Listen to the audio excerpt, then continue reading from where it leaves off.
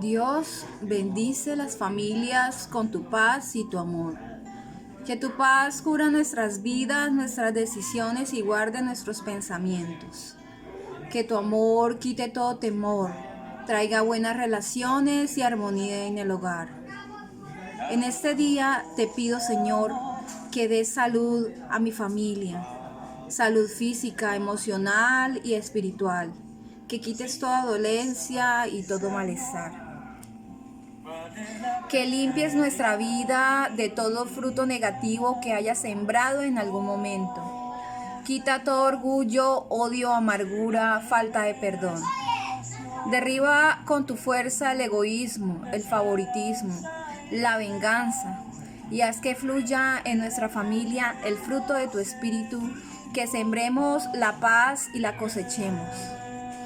Así también el amor, la paciencia, la bondad, la fidelidad, la amabilidad, el autodominio, la alegría, la humildad y todas aquellas cosas que nos den la fortaleza para vivir.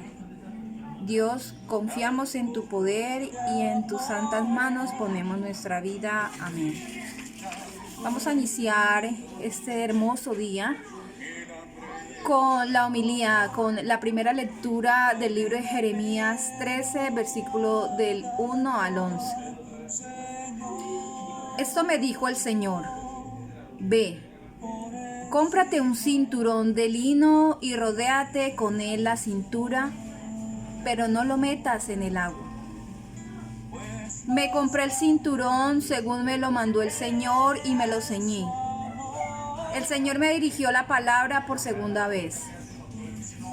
Toma el cinturón que has comprado y que llevas ceñido. Ponte en marcha hacia el río Éufrates y lo escondes allí entre las hendiduras de las piedras. Fui y lo escondí en el Éufrates según me había mandado el Señor. Tiempo después me dijo el Señor: vete al río Éufrates y recoge el cinturón que te mandé. Esconde allí. Fui al Éufrates, cavé y recogí el cinturón del sitio donde lo había escondido. Estaba estropeado, no servía para nada. Entonces el Señor me habló así: esto dice el Señor: del mismo modo consumiré la soberbia de Judá, la gran soberbia de Jerusalén. Ese pueblo malvado que se niega a escuchar mis palabras, que se comporta con corazón obstinado y sigue a dioses extranjeros para rendirles culto y adorarlos. Será como ese cinturón que ya no sirve para nada. Porque del mismo modo que se ajusta el cinturón a la cintura del hombre, así hice yo que se ajustara a mí la casa de Judá y la casa de Israel, oráculo del Señor, para que fueran mi pueblo, mi fama, mi alabanza y mi honor. Pero no me escucharon. A continuación vamos a desarrollar un salmo responsorial. Esto quiere decir, mis amigos, que después de hablar cada párrafo de este salmo, ustedes responden: despreciaste al Dios que te engendró. Despreciaste a la roca que te engendró y olvidaste al Dios que te dio la luz. Lo vio el Señor e irritado rechazó a sus hijos e hijas. Ustedes contestan, mis niños: despreciaste al Dios que te engendró. Pensando, les ocultaré mi rostro y diré cuál es su suerte. Porque son una generación pervertida, unos hijos desleales. Ustedes responden: despreciaste al Dios que te engendró. Me ha dado celos con un Dios que no es Dios. Me han irritado como sus ídolos vacíos. Pues yo les daré celos con un pueblo que no es pueblo, con una nación fatua los irritaré. Y ustedes responden: despreciaste al Dios que te engendró. Vamos a continuar entonces, mis queridos estudiantes, con el Evangelio del día de hoy.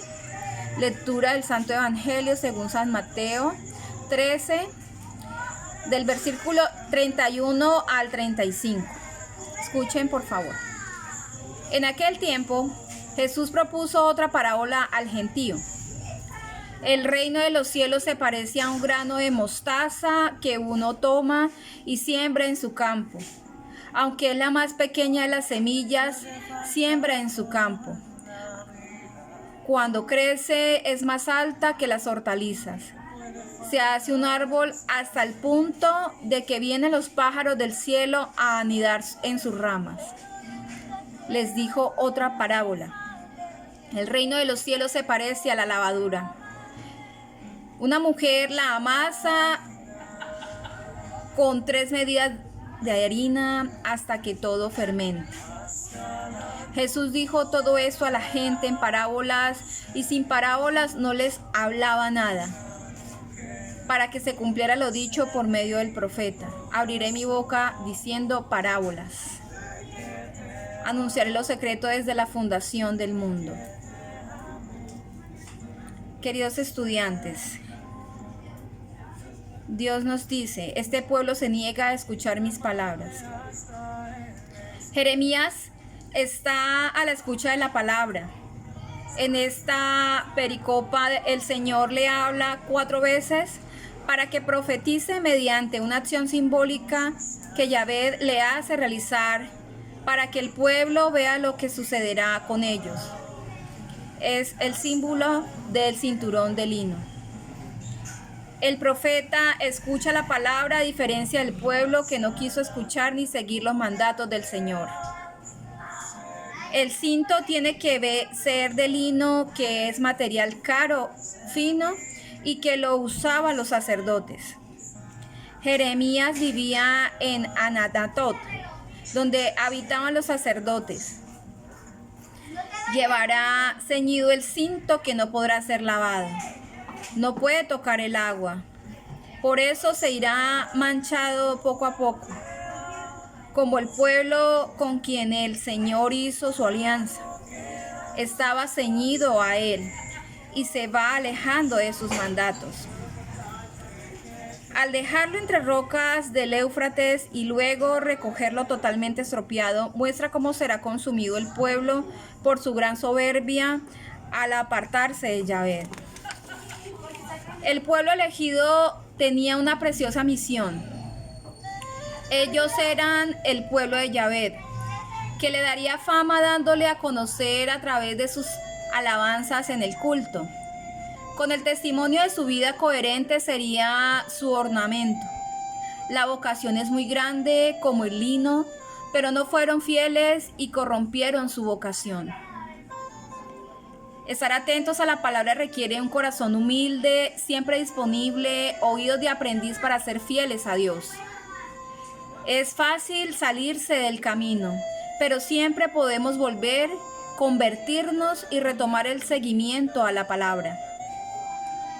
Expuso el reino en parábolas. Las 2 parábolas que hoy emplea Mateo, la de la semilla y la de la levadura, expresan cómo el reino crece de una manera escondida y silenciosa. El grano de mostaza, siendo tan pequeño, crece hasta hacerse un arbusto y presta un servicio a los pájaros que pueden reposar en él. La levadura hace crecer la masa para que el pan sea blando y sirva de alimento. El reino es vital, fecundo. Si lo dejamos crecer en nosotros, pero requiere de nuestra disposición. El reino, como el grano de mostaza, es una semilla muy pequeña, es decir, que es humilde. No aparece con gran esplendor.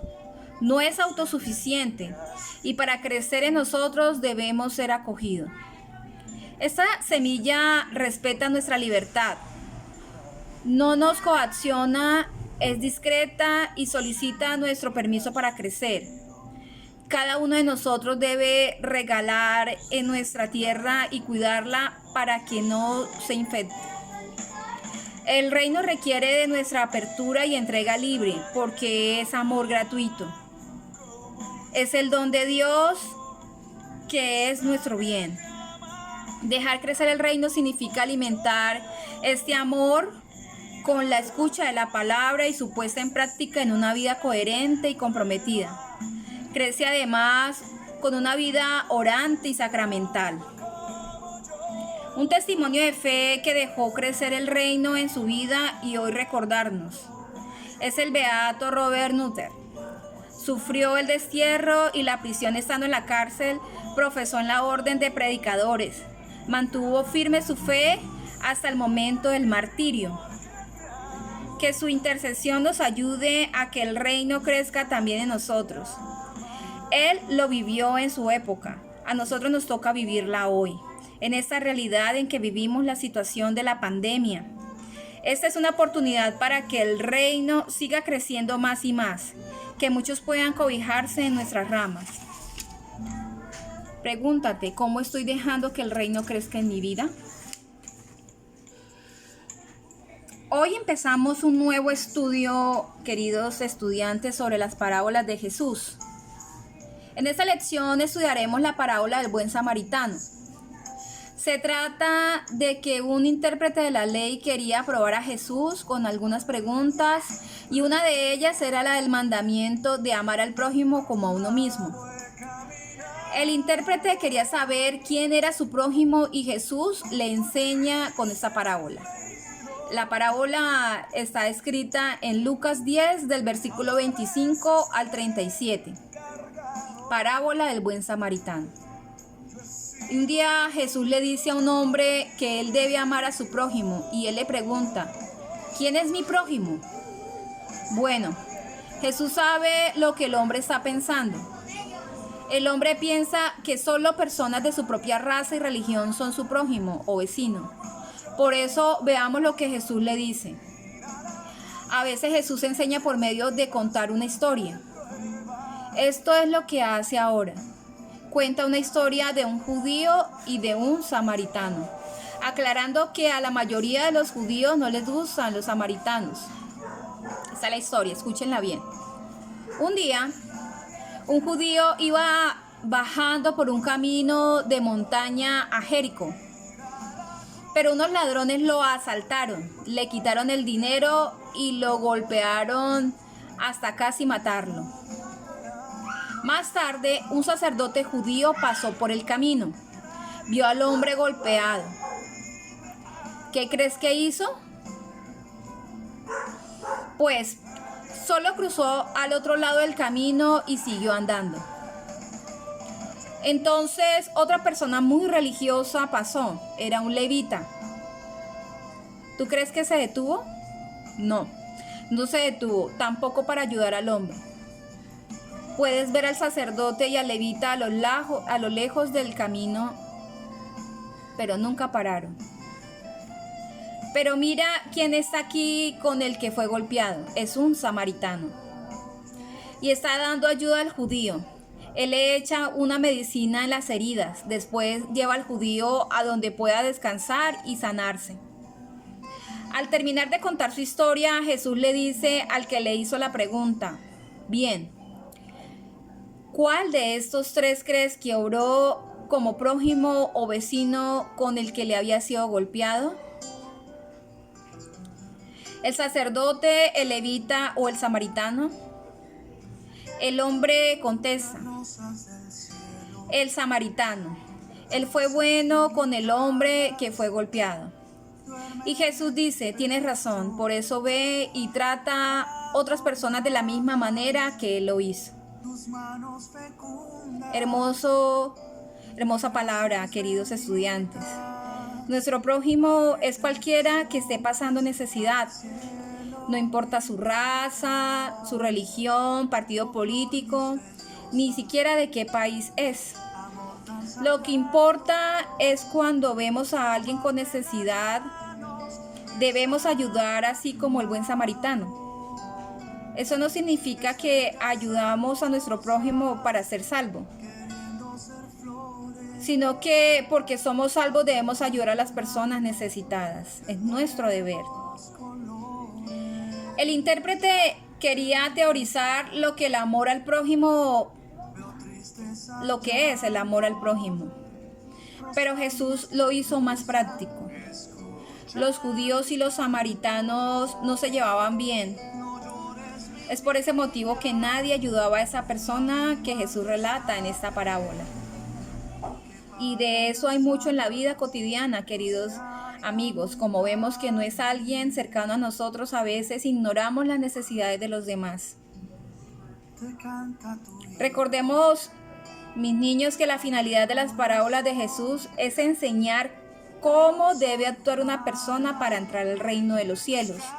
Es muy importante aclarar eso, que ustedes lo tengan claro y que lo pongan en práctica en su vida. Muchas veces a nosotros nos es más fácil hablar de chismes, pero en la palabra de Dios ni queremos hablar con nuestros amigos. Queremos contar a las personas sobre lo que pasó y si es posible que casi todos se enteren. En nuestro Facebook, por ejemplo, nos pasamos chismes, chistes, bromas, pero casi nunca escribimos que lo que hicimos en la iglesia fue en honor a Dios. O por lo menos compartir versículos bíblicos entre nosotros, que es tan importante, tan poderosa su palabra. Es casi un deber de nosotros leer en familia, unirnos en oración y estar por los caminos de Dios, queriéndonos y queriendo a nuestros prójimos.